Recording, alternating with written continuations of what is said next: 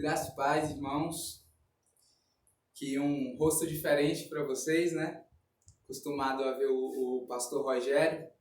Hoje ele me incumbiu dessa missão de trazer a mensagem dessa noite, seja lá o horário que você estiver vendo esse vídeo.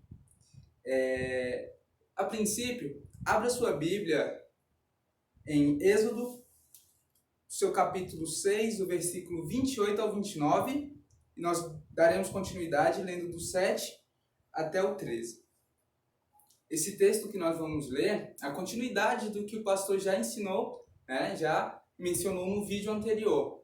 Então, é interessante como não houve nenhuma espécie de combinação, e mesmo assim a palavra se completa de forma a trazer um único ensinamento. Então, leiamos. Êxodo 6, 28 e 29. No dia em que o Senhor falou a Moisés na terra do Egito, disse o Senhor a Moisés: Eu sou o Senhor. Dize a Faraó, rei do Egito, tudo o que eu te digo. Respondeu Moisés na presença do Senhor: Eu não sei falar bem, como, pois, me ouvirá Faraó? Continuando. Então disse o Senhor a Moisés: Vê que te constituí como Deus sobre Faraó, e Arão, teu irmão, será teu profeta. Tu falarás tudo que eu te ordenar, e Arão, teu irmão, falará a Faraó, para que deixe ir da sua terra os seus filhos de Israel. Eu, porém, endurecerei o coração de Faraó, e multiplicarei na terra do Egito os meus sinais e as minhas maravilhas. Faraó não vos ouvirá, e eu porei a mão sobre o Egito, e farei sair as minhas hostes, o meu povo, os filhos de Israel, da terra do Egito, com grandes manifestações de julgamento. Saberão os egípcios que eu sou o Senhor, quando estender eu a mão sobre o Egito e tirar do meio deles os filhos de Israel. Assim fez Moisés e Arão, como o Senhor lhes ordenara. Assim fizeram. Era Moisés de 80 anos e Arão de 83 quando falaram a Faraó. Falou o Senhor a Moisés e a Arão quando Faraó falou o Senhor a Moisés e a Arão. Quando Faraó vos disser, fazei milagres que vos acreditem, dirás a Arão: Toma o teu bordão e lança-o diante de Faraó, e o bordão se tornará em serpente. Então Moisés e Arão se chegaram a Faraó e fizeram como o Senhor lhes ordenara. Lançou Arão seu bordão diante de Faraó e diante dos seus oficiais, e ele se tornou em serpente.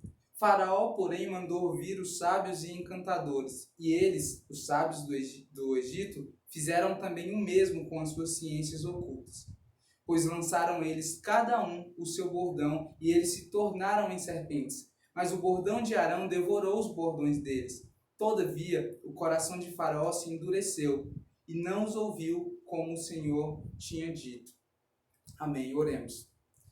Pai Santo, Deus Todo-Poderoso, mais uma vez nós estamos aqui, Pai amado, querendo mais de Ti, querendo ouvir a Tua palavra, Deus, compreender os Teus ensinos para nós. Fala aos nossos corações, Deus. Nos faz receber a Tua palavra com temor e com tremor, Senhor.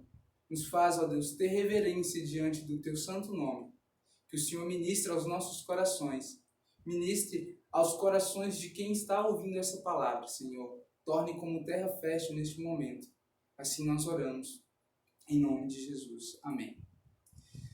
Irmãos, toda a Bíblia, quando nós lemos com fé, nós entendemos que cada versículo, cada capítulo, cada linha é repleta de ensinamentos, é repleta de significados. Se nós pegarmos um único capítulo, por exemplo, do livro de Êxodo, que é o livro que nós estamos estudando, se nós pegarmos um capítulo, nós podemos fazer várias e várias aulas, destrinchando aqui, tirar vários e vários conteúdos diferentes para cultos e aulas e escolas bíblicas diferentes de um único capítulo. A Bíblia é completa e repleta de significados e de ensinamentos em um único versículo. Mas especificamente o texto que nós lemos, ele vai tratar de dois assuntos bem específicos, que não precisa nem de uma exegese muito profunda para que a gente possa entender De primeira, esses assuntos são o quão o homem é falho e pecador e fraco e a soberania de Deus. Voltamos ao versículo 28 e 29 do capítulo 6. No dia em que o Senhor falou a Moisés na terra do Egito, disse o Senhor a Moisés: Eu sou o Senhor, dize a Faraó, rei do Egito, tudo o que eu te digo. Respondeu Moisés na presença do Senhor: Eu não sei falar bem, como, pois, me ouvirá Faraó? Aqui, mais uma vez, Deus reafirma a Moisés quem ele é, qual é a missão, e que Moisés será o instrumento que Deus irá usar para libertar o seu povo da terra do Egito. E mais uma vez aqui, Moisés apresenta uma objeção, uma desculpa. Se nós voltarmos ao capítulo 3 de Êxodo, no seu versículo 11, após Deus manifesto em uma sarça ardente falar com Moisés, ele também aponta uma objeção. Deus fala com ele, Deus chama ele para essa obra, e Moisés fala: eis que quando eu não sou a pessoa mais capacitada para essa obra. E aí no versículo 11, no versículo 13 do capítulo 3, mais uma vez Deus fala com ele, e ele questiona: eis quando eu vier aos filhos de Israel e lhes disser: o Deus de vossos pais me enviou a vós outros, e eles me perguntarem: qual é o seu nome? Que lhes direi? E mais à frente, no capítulo 4, no versículo 10, Moisés alega não ser eloquente e ser pesado de boca. Isso pode significar várias coisas. Pode significar uma gagueira, pode significar algum problema de fala específico. Também pode significar que ele não tinha uma eloquência para falar com a corte egípcia, talvez. São vários significados.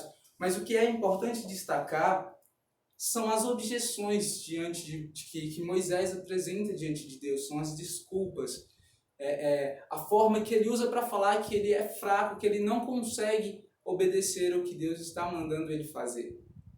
Nesse capítulo, nesse episódio, Moisés é exatamente a realidade do que o ser humano é, do que eu e você somos. Nós somos repleto de desculpas, nós somos repleto de objeções quando ouvimos a voz de Deus. Quando Deus fala conosco, quando Deus nos manda, é natural do coração humano apresentar desculpas, apresentar objeções. Essa é a nossa natureza, é isso que somos. Deus fala com Moisés em uma árvore que não pega fogo. Olha como isso é incrível. Deus se manifestou ali em uma sarça, pegando fogo, e o fogo não consumia. E mesmo assim Moisés, de certa forma, duvidou que ali seria Deus falando com ele, de que ele não fosse capaz. Se Deus fala dessa forma com você, se Deus aparece para você e fala com você, hoje talvez nós podemos entender, olha, se Deus veio falar diretamente comigo, provavelmente eu sou escolhido de Deus para fazer tal obra. Mas Moisés apresentou várias e várias desculpas. Essas objeções de Moisés, essas desculpas que ele apresentou, revelam algo no coração dele que talvez nesse cenário que nós estamos vivendo hoje seja a realidade da grande maioria dos cristãos, que é a incredulidade. Mesmo diante de tantos sinais, de tantas maravilhas, de Deus falar diretamente com Moisés, ele tinha uma desculpa pronta, ele tinha uma objeção pronta para apresentar para o mandato de Deus. E mesmo diante de inúmeros e inúmeros sinais e demonstrações de misericórdia e de graça de Deus, nós também somos incrédulos. Sem contar as desculpas que apresentamos durante toda a nossa vida, sem contar as vezes que Deus fala conosco e nós não fazemos, sem contar as ordens de Deus na sua palavra, na qual nós sim temos uma desculpa para poder contornar o ensinamento de Deus, sem contar qualquer dessas outras objeções naturais do coração humano, a incredulidade também é algo bem visível, bem real em nossas vidas hoje. São pessoas, são cristãos, são pessoas que professam a fé no Deus da Bíblia. São pessoas que professam a fé em Cristo, que estão atemorizadas São pessoas que estão desesperadas com medo desse Covid-19. São pessoas que estão com medo da morte, um medo desesperador, um medo que torna essas pessoas refém. E não aquele medo que te mantém vivo, porque existe um estudo que fala que existe dois tipos de medo: o medo que te mantém refém e o medo que te mantém vivo. O medo que te mantém vivo, de certa forma, é saudável. Agora, o medo que te mantém refém é destrutivo. Tem alguns cristãos que estão totalmente refém do medo, totalmente refém dessa situação que está acontecendo hoje no Brasil e no mundo. São pessoas que, ao invés de proclamar as boas novas do Evangelho através de mensagens, através de palavras de consolo, através de talvez prestar ajuda a um amigo seu que esteja passando por um problema talvez pior do que o seu. Essas pessoas vivem compartilhando nas redes sociais ou até no seu meio familiar, pessoalmente, compartilhando o medo, compartilhando o caos, compartilhando o desespero. E eu te digo, meu irmão, se é isso que você está fazendo, se você que professa a fé no Jesus Cristo, que as Escrituras nos ensinam, no Deus verdadeiro, se não é a boa nova do Evangelho que você está compartilhando, se o que você compartilha são fake news, é o medo, é o desespero, não é a obra de Deus que você está fazendo, é a obra do diabo. E isso é algo sério, isso é algo a se repensar. Nós fomos chamados à obediência, nós fomos chamados por Deus para proclamar as boas novas do Evangelho. Nesse momento, é o momento que nós mais precisamos mostrar a luz de Cristo brilhando em nós. Você precisa ser luz e não ser algo que intensifica ainda mais as trevas que já estão aqui. Seja luz. Os planos de Deus para a vida de Moisés e o seu povo, ele seria cumprido independente de quantas desculpas Moisés apresentasse, independente da dureza do coração do faraó, independente de qualquer circunstância. O plano de Deus traçado para a história daquele povo e para a história de Moisés e Arão, inclusive de Faraó, seria cumprido, fatalmente cumprido.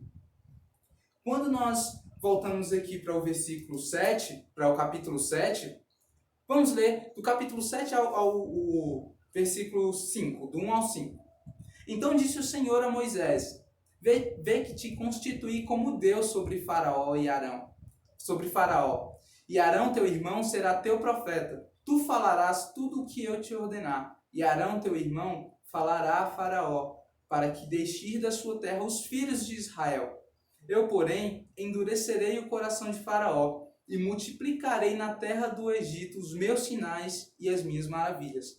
Faraó não vos ouvirá, e eu porei a mão sobre o Egito, e farei sair as minhas hostes, o meu povo, os filhos de Israel, da terra do Egito, com grandes manifestações de julgamento.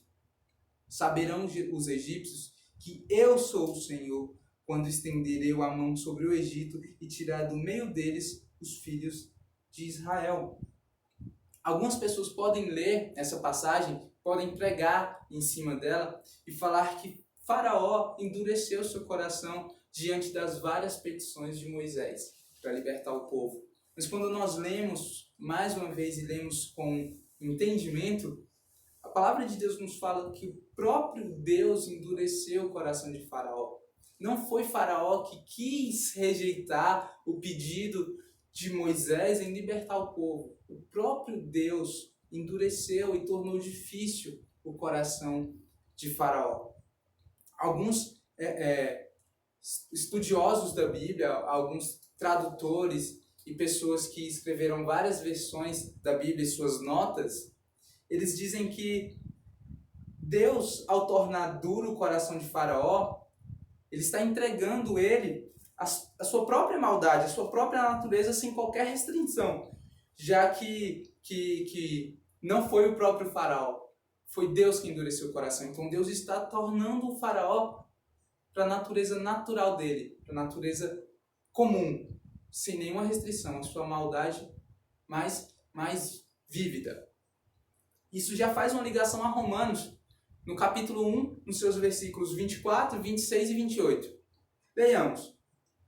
Romanos 1, no seu versículo 24, diz: Por isso Deus entregou tais homens à imundícia, pelas concupiscências de seu próprio coração, para desonrarem o seu corpo entre si. Versículo 26. Por causa disso, os entregou Deus a paixões infames, porque até as mulheres mudaram o modo natural de suas relações íntimas por outro, contrário à natureza. Verso 28.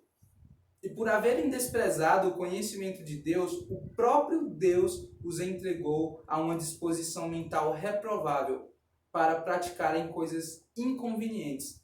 Repare, irmão, em todos os 3 versículos que lemos do capítulo 1 de Romanos, Deus entregou tais homens à imundícia. Deus entregou os homens a paixões infames. Deus entregou o homem a uma disposição mental reprovável. Deus entregou o homem. Deus, o próprio Deus. Se nós fôssemos trazer essa palavra que Deus falou, tudo que Deus disse aqui para os dias atuais, era como se Deus estivesse dizendo: olha, Moisés e Arão, não temam, podem ir tranquilo, podem ir a Faraó, para que o meu nome seja glorificado, eu endurecerei o coração de Faraó, eu o tornarei difícil. Mas ele não ouvirá nem na primeira, nem na segunda, nem na terceira vez que vocês falarem. Mas isso é para a glória do meu nome. Vão tranquilo, eu estou com vocês. Se nós fôssemos trazer isso para os dias atuais, tá? Entendam. E voltando ao que eu disse no início, a dúvida, o medo, tudo que é natural do ser humano, isso é um reflexo da nossa incredulidade. É um reflexo da incredulidade do coração humano. É um reflexo da falta de fé genuína. Quando nós apresentamos essas objeções diante de Deus, quando nós duvidamos do falar de Deus, e muitas vezes quando nós tememos as circunstâncias que estão à nossa volta, isso demonstra a nossa incredulidade, isso demonstra a nossa falta de fé. Deus, ele está no controle absoluto de todas as coisas. Nós podemos entender que essa pandemia, esse vírus que está acontecendo, ele é algo permissivo por Deus. Se nós, como cristãos, cremos em algo diferente dessa linha de raciocínio, então nós precisamos rever a nossa fé. Se nós cremos que isso é um acidente, que isso foi uma criação da China para manipular a economia mundial, você precisa rever sua fé. Você precisa rever o que você conhece sobre Deus. Porque toda a história é conduzida com braços fortes pelo nosso Deus. Então, falando acerca de não temer, acerca de não desconfiar das circunstâncias que estão acontecendo, significa que nós não devemos ter medo? Significa que nós não iremos ter medo? Não, pelo contrário, nós ainda somos seres humanos corruptíveis, nós ainda somos manchados pelo pecado. É claro que nós iremos temer. Então, aplicando a realidade de hoje, é claro que nós tememos o vírus, é claro que nós tememos contrair, alguém da nossa família também contrair, é claro que nós tememos a crise econômica que pode vir e que provavelmente virá, é claro que tememos. Isso é do ser humano. Mas o que é o errado é você depositar todas as suas forças, todos os seus temores, toda a sua confiança no homem e na situação atual. Como eu disse no início, esse texto, tudo que lemos aqui, irá mostrar a fraqueza do coração humano, a fraqueza do homem e a soberania de Deus. Até o fim você irá entender, até o fim desse material, você irá entender que Deus é completamente e absolutamente soberano sobre tudo e sobre todos. Moisés e Arão, nessa jornada, que quem já leu a Bíblia, quem já leu pelo menos o livro de Êxodo, entende que é uma jornada... Aqui é só apenas o começo, né? Então, quando o povo é liberto e eles vão caminho para a Terra Prometida, Eles vão passar um período absurdo no deserto. Isso é uma jornada grandiosa. E Deus está desde agora, desde o início, até o fim dessa jornada com o seu povo. Tenhamos fé, porque Deus continua conduzindo a história desde esse episódio, desde então até os dias de hoje. A soberania de Deus, nesse texto, ela fica ainda mais visível quando nós entendemos um pouco da religião egípcia, naquele período. A nação egípcia, assim como talvez a Índia hoje, era uma nação politeísta, uma nação que cria em mais de um Deus, que cultuavam mais de um Deus. Hoje, acredito que a Índia e a China são nações bem politeístas, que nós podemos conhecer com mais, porque está mais na mídia, porque tem documentários, mas existe, claro, outras nações, mas talvez a Índia e a China são as que estão mais em voga, digamos assim. A nação politeísta, como eu disse, é uma nação que crê em mais de um Deus, que cultua mais de um Deus. Eles criam em um Deus sol, em um Deus água, em um Deus da terra, em um Deus que era o Deus da fertilidade. Mas por que Deus ele endureceu o coração de Faraó? Por que Deus endureceu o coração de Faraó? Leamos mais uma vez em Romanos, dessa vez no capítulo 9, o versículo 17. Ele diz assim: porque a Escritura diz a Faraó: para isto mesmo te levantei, para mostrar em ti o meu poder e para que o meu nome seja anunciado por toda a terra. Nós sabemos, irmão, que Deus ele poderia libertar o povo na hora e da maneira que ele quisesse. Mas como ele mesmo diz no versículo 5 do capítulo 7 de Êxodo: saberão os egípcios que eu sou o Senhor, quando estender eu a mão sobre o Egito e tirar do meio deles os filhos de Israel. Aqui Deus estava prestes a demonstrar que ele é o Senhor sobre todas as coisas, sobre todos os deuses do Egito, inclusive. O rio Nilo, o rio do Egito, o principal rio do Egito, era tido para eles como um deus. Era chamado Deus Hapi. Era o deus das enchentes. A água do rio Nilo tipificava esse deus, o Deus Hapi. E Deus o desmoraliza. Deus derrota esse falso Deus quando ele transforma as águas do rio Nilo em sangue. Ra, que é um Deus bem conhecido, até hoje nas histórias, na mitologia, nos filmes, era conhecido como o Deus Sol. E Deus também destrói e desmascara, digamos assim, esse falso Deus quando ele lança sobre o Egito trevas tão densas que se podiam apalpar. Um por um dos deuses falsos do Egito, Deus foi desmoralizando, Deus foi derrubando, Deus foi destruindo cada um deles com as suas obras perfeitas, com as suas hostes que ele lançou sobre o Egito. E o Senhor, ele, de forma, como eu disse, tão soberano, ele podia libertar o povo da maneira que ele quisesse, da forma e como e quando, do jeito que ele quisesse. Mas ele fez dessa forma para que o nome dele fosse glorificado e que ele fosse, essa história até hoje ministrada e conhecida por nós, fosse motivo de glorificar o nome dele. Quando Moisés e Arão eles chegam diante de Faraó, eles confrontam diretamente a autoridade deles quando Arão lança o seu bordão ali aos pés de Faraó e ele se transforma em uma serpente. Leamos de novo o versículo 8 até o versículo 11.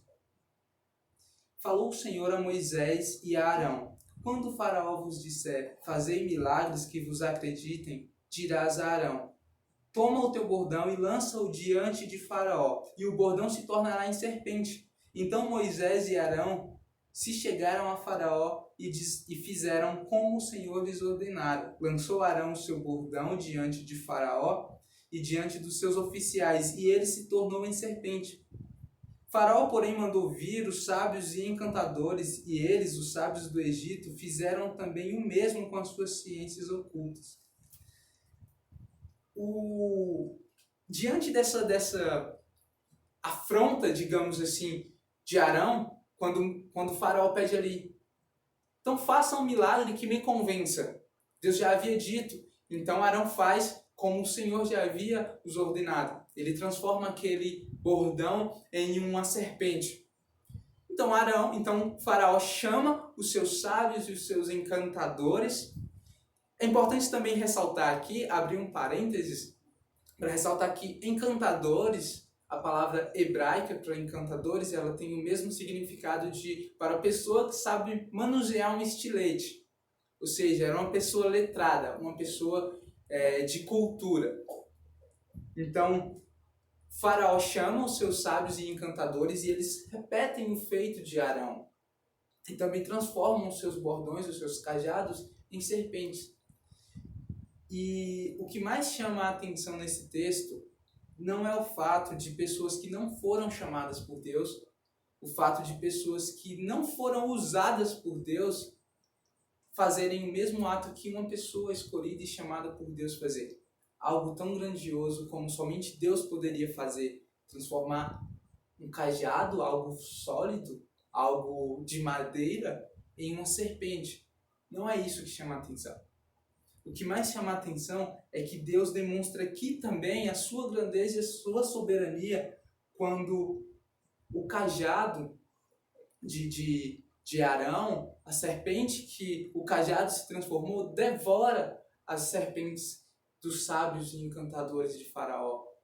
Diante desse grandioso, porém curto ato, Deus já mostra ali para que ele veio, o que ele faria e como ele faria. Mas mais uma prova de que o Senhor endureceu o coração de Faraó, que foi a dureza que o Senhor colocou no coração de Faraó, foi algo vindo dele mesmo. Porque se Faraó tivesse visto aquele acontecimento, aquela ato da serpente de Arão devorar as dos seus encantadores, já era um ato demonstrativo do que Deus iria fazer mais para frente. Mas ainda assim, ele manteve o seu coração mais e mais duro. Como diz o versículo 13, todavia o coração de Faraó se endureceu e não os ouviu como o Senhor tinha dito. Outra coisa que acontece ainda no meio cristão um certo ceticismo quanto a isso. O diabo também tem poderes.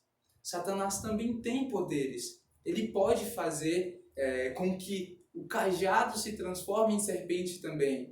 Não foi somente porque Arão, que foi escolhido, chamado e levantado por Deus, fez, que Satanás não poderia fazer. Mas como certa feita disse Martinho Lutero, o diabo ele é apenas um cãozinho, um cachorrinho nas correntes de Deus, e ele só vai até onde o Senhor permitir. Ele só vai até onde o Senhor permitir. Eu espero que dentro de tudo que está sendo dito aqui, você esteja entendendo o que no começo, na introdução, eu disse. Como o homem é falho e como Deus é soberano. E nós já pegamos aqui essa falabilidade, essa fraqueza do homem, e Deus usar para obras tão grandiosas. Deus usaria Moisés e Arão nessa trajetória unicamente para fazer milagres. Deus usou eles para fazer milagres, para ser o seu porta-voz. Moisés, que desde o início apresentou desculpas e objeções diante de Deus, mas mesmo assim Deus usou ele. Deus usou Moisés, que apresentou as desculpas. Como eu disse no início, o homem tem esse hábito de apresentar desculpas. Isso já é natural. Esses dias atrás eu estava acompanhando uma série, muito boa por sinal, uma série de ficção científica chamada Dark, que acontece alguns casos de adultério, de traição homossexual, várias e várias pequenas coisas que destruíram várias e várias famílias. E no decorrer alguns episódios, por fim, eles começam a revelar o porquê que essas pessoas traíram os seus cônjuges ou os seus amigos, enfim, tinha uma desculpa para cada ato desse povo. Tinha uma desculpa para cada traição, tinha uma desculpa para cada mentira, tinha uma desculpa, um motivo para que eles tenham feito isso. Você consegue perceber que isso é algo natural do ser humano? Até nas artes isso é representado. Nós temos o hábito até de se vitimizar diante de Deus, em nossas orações ou em nossas conversas. Nós temos esse hábito de se inferiorizar. Mas se Deus chamou, meu irmão, fatalmente será cumprido, queira você ou não. Apresente objeções ou não, apresente desculpas ou não. Assim aconteceu com Moisés. Assim aconteceu com Moisés e Arão nessa jornada. Já caminhando para o fim, irmãos, não seria uma mensagem prolongada. O que eu quero trazer, dentre tudo que foi dito, e aplicando aos dias de hoje, Deus ele é completamente soberano. Deus ele é perfeito em tudo que ele faz. A quarta pergunta do breve catecismo de Westminster, ela pergunta quem é Deus? O que é Deus? E em suas respostas ele fala que Deus é espírito e é imutável em seu ser. Deus ele é imutável, ele não muda. Ele é o mesmo de ontem, é o mesmo hoje, ele é o mesmo amanhã. Ele é o mesmo Deus que estava aqui nesse capítulo que lemos. É o mesmo Deus que vai estar ali no Novo Testamento com Cristo. Ele é o mesmo Deus que está aqui hoje e o mesmo Deus que vai estar aqui amanhã, ano que vem. Ele é o mesmo Deus, ele trabalha da mesma forma, porque ele é imutável. Seres mutáveis, seres transitórios, seres pecadores somos nós. Somos nós que diante de um cenário como o que estamos vivendo, nós tememos, nós se vitimizamos, nós reclamamos. Nós é que somos ruins, nós é que somos maus. Deus ele é perfeito e é soberano.